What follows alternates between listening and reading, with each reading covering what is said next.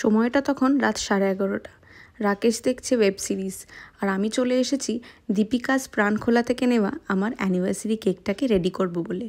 ঘরটাকে খুব সামান্য করে সাজিয়ে কেকের ওপর 3টে ক্যান্ডেল জ্বালিয়ে রেডি করেছি।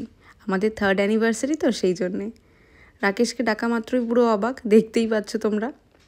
ও ভেবেছিল নর্মালভাবে ওকে জাস্ট একটা উইশ করব, তারপর এসে দেখে এইসব কাণ্ড করে রেখেছি।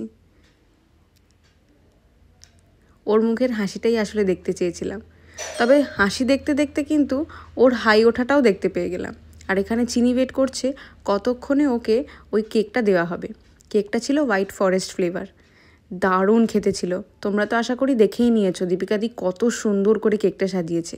কেকের ডিজাইনটা কিন্তু আমি পিন্টারেস্ট থেকে চুজ করেছিলাম, কিন্তু দীপিকাদির হাতের ছোঁয়া কেকটাকে জাস্ট মারাত্মক লেভেলের বানিয়ে দিয়েছিল। 24 ঘন্টারও কম সময়ে বানিয়ে ফেলেছিল। তোমরা জানতে চাইলে কমেন্টে জানিও।